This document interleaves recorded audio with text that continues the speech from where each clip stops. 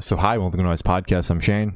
I'm Glory. And we're here with Sydney Sprague. and some questions to say about our upcoming album, Somebody in Hell Loves You. So congrats on that, by the way. How do you feel about the response to the announcement so far? I'm very excited. I'm stoked to finally have some new music out. It feels like it's been probably longer than it actually has been, but stoked. I've been patiently waiting. This album fucking rocks. Thank you. Thank you so much. Of course. Oh, it's so fucking awesome. It's cool seeing you did it once, you can fucking do it again. It's just Thank fucking you. immaculate, man. Yeah. Dude, I haven't been too sure, so I appreciate the validation. It feels good. Dude, I'm glad. it's just an evolution of the first record. It just makes sense. I understand the jitters, the sophomore jitters, all that shit. But Yeah. I'm gonna be blunt and just say you don't have to fucking worry about it. Like everything's gonna be all right. Thank you. Thank you. That means a lot. So is there any meaning behind the album title or cover art? So the kind of concept of the album, it is sort of an evolution of like a continuation of the story from the first record, which was Maybe I'll See You at the End of the World. And I wrote that one pre 2020 when I was like, the world's gonna end, it's all fucked up. And then we obviously had the time that we had. It almost and it feels like it did end in a lot of ways, and now we are in hell and we're just like vibing. That's just kind of how my life has felt for a while. Like, this is just kind of like borrowed time in a weird sort of way to me. So that was kind of the overall feeling of the record to me. It's just like, we're in hell and it's okay. Yeah. makes sense. Yeah. And any meaning behind the cover art? The cover art came from just a shoot that I did with one of my best friends. He takes a lot of my photos, and he found this parking structure and he was like, I want to shoot you on this weird building. And so we went and took the photos, and I loved them so much that I wanted them to be the art. Makes sense. Oh, yeah. So can you tell us a little bit about your writing process for the album? There was a lot of experimental writing for me in this one because it was mostly written during lockdown. So I was really bored, and I got into some like different writing methods that I hadn't tried before. I started from like, instead of playing a guitar, I was like writing from drum loops and just, trying stuff because I had nothing else to do. So a lot of that. And then I feel like I dug a lot into like the past for the like themes of a lot of the songs, because there wasn't a lot going on in my life at the time. I was just sitting in my apartment, so it's a lot of just digging up old shit. Yeah. When When you're talking about writing in all these different kind of weird ways, did you wind up finding one that works for you, that you're like using if you haven't started writing, that you plan to use for the next one? I think so. I think I'll always do a little bit of both. I think like sitting with a guitar will always be like what feels the most natural to me, but it's exciting to try writing from like an already kind of like started idea, because I only know so many chords. Yeah. It's nice to have a fresh kind of like starting point. Hell yeah. Absolutely. And it's refreshing to hear that even though you obviously wrote this in the midst of the pandemic, you were like, instead of writing about what is currently going on, you're like, I'm digging up old shit. So it's like a pandemic record in the sense of that's when you wrote it, but not a pandemic record in what you're talking about.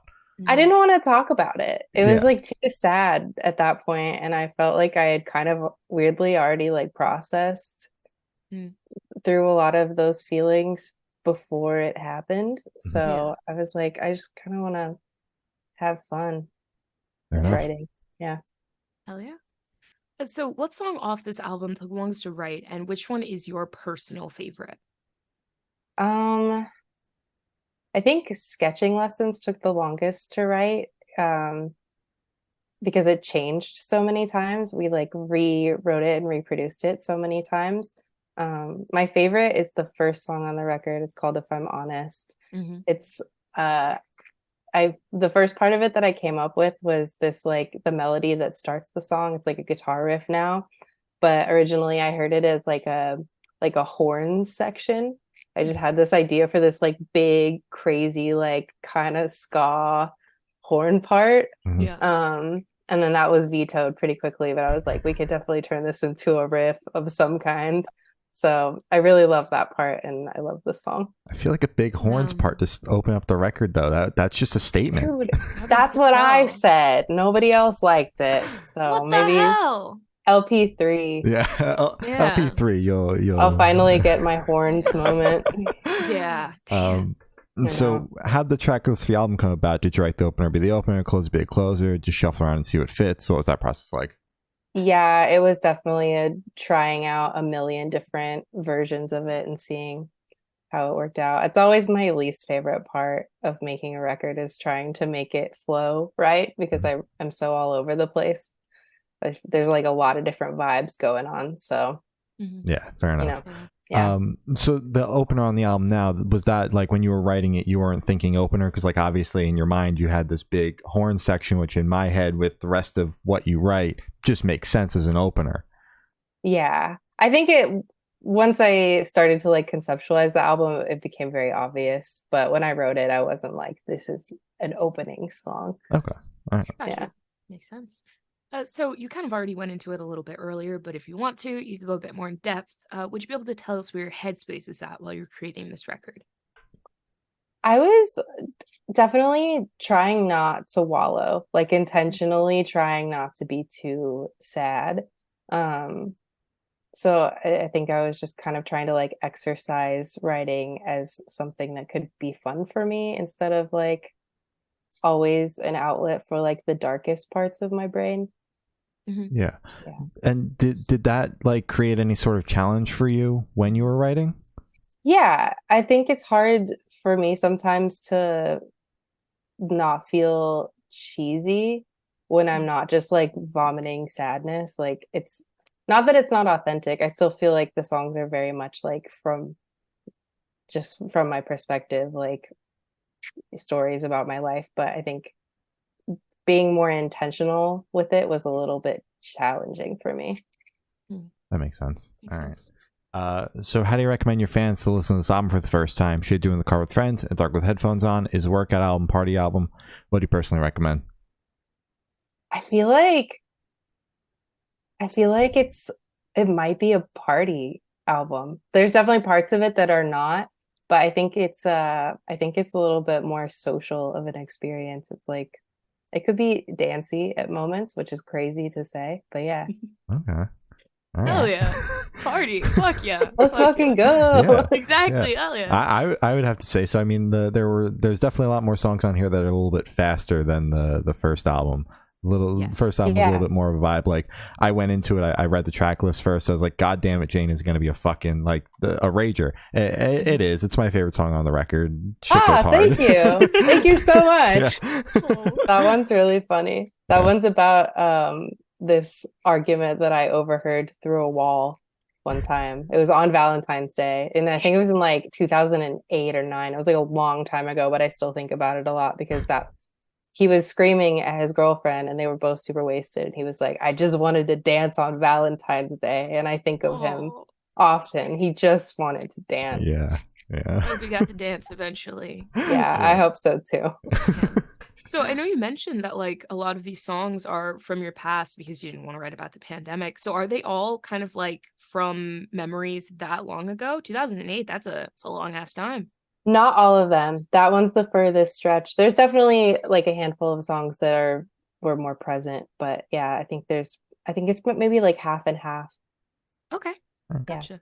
Makes sense. Yeah. So this one should be super, super quick off the top of your head. I want you to describe this album for new listeners in 3 words. No more, no less.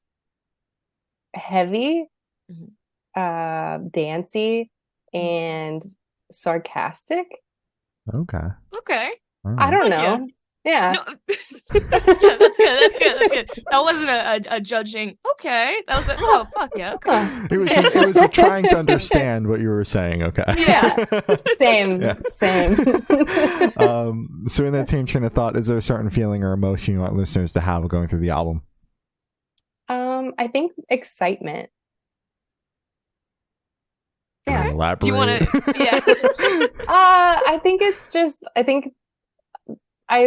When I listen to this record more than the last one, I just feel like kind of hype. I think you know, there's a lot of songs on it that I think could make someone feel hype, and I hope that they do. Hell yeah. Hell All yeah. right. Is that something that you kind of want to expand more on your next projects, where you just kind of want to make dancey kind of party? You said party, so is I that something you want to did. do? Yeah. Possibly. I don't know that I'll ever be, I'm not a party person. Mhm. So I don't know if that's 100% like a direction that I'll go. I think honestly, the tours that I've done the last couple of years, I toured with that band, the Front Bottoms, a couple Mhm. of times now, and seeing their live show and how the crowd responds to them definitely like awoke something in me where Yeah. I just like want I want people to be able to bounce Yeah, and Exactly. they're writing shows. about the saddest shit, and people Oh are my Dude, fucking God, raging to yeah. that. Yeah. exactly, exactly. Fucking So love that shit. you can do both. Yeah. And I think that that's a great goal to strive for. Hell yeah. Exactly. Fuck yeah. So, are you able to touch on any particularly challenging or standout moments from the creation of this album, positive or negative? Yeah, I always have a little bit of a hard time in the recording process. I pretty extensively demoed the songs for this record more than the last one. So to me, a lot of the songs were like finished more or less. I just needed to like re-record them better. Mhm. Mhm. But then when you get in the studio with a producer and the band and there's like more opinions coming in, I feel like I'm sometimes a little challenged by that Mhm. because I get really like this is my thing and it should be how I want it to be. So there were definitely some I think the horns, going back to the horns, that was a big Mhm. one for me where I was like I wanted to put my foot down and be like it's supposed to be horns. Mhm. Yeah. But then my guitar player Sebastian was like, I think it's really cool as a riff, and I was like, I don't know. And he tried it, and I was like, you were right. So I think there's always a little bit of push and pull for me of like knowing when to like stand my ground about an idea versus when somebody might just have a better idea. Yeah. Yeah. Yeah. What you could always do, put out an alternative version of the song with your horns. There you go, I'm saying, compromise. Mm-hmm. I'm Mm-hmm. saying, yeah, Yeah. Yeah. yep. Get that shit out So there. look for that. All right. So for this question, I want you to picture you're on tour, you're at a gas station for a rest stop. What is your snack of choice? So for me, it depends on the time of day. Usually it's a Celsius lately. I'm really, really into Celsius. Mhm. I like a Ritz, like the little cheesy Ritz cracker guys. I feel like that's a good snack for me. I've also my partner and bass player Chuck and I have been trying to go to the gym more often. So we're getting a little like buff, A little swole. a little Yeah. swole. Mhm. And so we're on our protein bar shit lately. I don't know if you guys are familiar with Robert Irvine's Fit Crunch bars. Oh, yes. Yes, I They're am. so good. Mhm. So when I can find those, that's the one for me. Hell yeah. Oh yeah. Yeah. All right. So on the topic of food, if the band was a dish, what dish would the band be and why? That's really hard. We're really big food people. Mhm. I feel like it would be like some Thai noodle vibe, like a pad see ew sort of thing. Ooh. I think that's something that we all really agree on and we get a lot on tour is just like a really like homey, satisfying noodle dish, like warm and comfy. Mm-hmm. Hell Yeah. That's yeah. good. Hell yeah. That's awesome. So for the last couple questions, we're gonna shift completely away from music. So if you could be one animal for the rest of your life, what animal would you be and why? A cat, because I like sleep. I like sleeping. That's completely fair. Yeah, that'll do Yeah. it. Yeah. Yeah. Yeah. Hell- So if you could have lunch with any celebrity or artist, dead or alive, who would it be and why? That's really hard. Um, I don't know why Lady Gaga came to mind like immediately. Mm-hmm. I just feel like she'd be so interesting to talk to. Absolutely. Yeah. I wholeheartedly Yeah. agree Love with it. that one.